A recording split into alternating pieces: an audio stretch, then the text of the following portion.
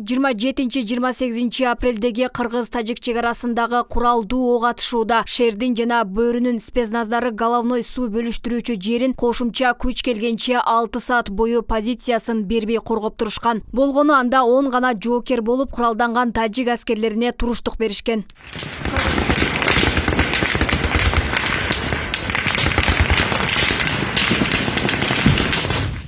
Кыргызстандагы белгилүү ошол эле учурда өтө жашыруун атайын даярдыктагы бөлүктөрдүн бири Улуттук коопсуздук мамлекеттик комитетинин мамлекеттик чегара кызматынын бөөрү аталышындагы атайын дайындоодогу отряды. Анын аскерлери чегаранын бардык периметринде кызмат өтөшөт. Бөөрү түздөн-түз мамлекеттик чегара кызматынын төрагасына баш ийет. Аталган отряд 2002 жылдын 27 декабрында түзүлүп, 2007 жылдын 22 мартында бөөрү деген аталышка ээ болгон. Алардын милдети чегараны сырткы душмандардан коргоо, бөөрүнүн өздүк курамынын убактысынын 80% тоодо өткөрүлүп машыгууга өзгөчө көңүл бурушат. Атайын тактикалык чалгынчылык, инженердик ок атуу, дене бой даярдыгы сыяктуу машыгуулардан өтүшөт.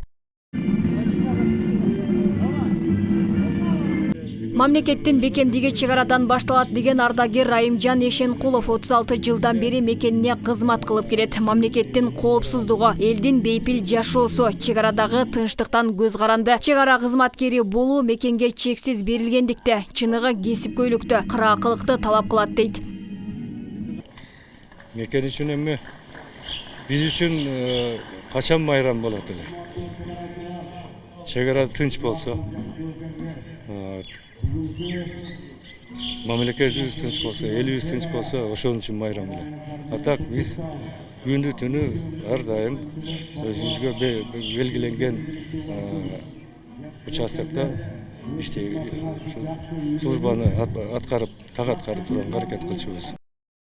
Чегарадагы чырдан кийин аскерлердин кадыры билинип, аларды колдоо зарылдыгы дагы бир ирет ачыкталды. Буга байланыштуу өлкө башчы аскердик техникаларга көңүл буруп баштаган. Бүгүн 28 май Кыргызстандын мамлекеттик чегара кызматкерлеринин күнү. Эми азыркы учурда орчундуу көйгөйлүү маселелер жок. Себеп дегенде Кыргыз Республикасынын өкмөтү тарабынан ушу чегарачыларга чегаралык коопсуздукту камсыз кылуу үчүн ар тараптуу, мен баса белгилей кетейин, ар тараптуу көмөк көрсөтүү иш-чаралар аткарылды. Өткөн айда Кыргыз-Тажик чегарасындагы куралдуу кагылышта Кыргызстандын 3 жоокери окко учуп каза болушкан. Анда 29 жаштагы Эсентур Кубанычбеков, 28 жаштагы Нурсултан Манасбек уулу көп жылдан бери чегара кызматында иштеп, Баткенде 1 жылдан бери кызмат өтөп, атайын даярдыктагы бөөрү тобунда командир болчу. 3-чү аскер 29 жаштагы прапорщик Бекзат Юлдашев, үй бүлөлүү 3 баланын атасы эле. Алмагүл Эркебай кызы, Бекмат Султанов, 7 канал, Ош.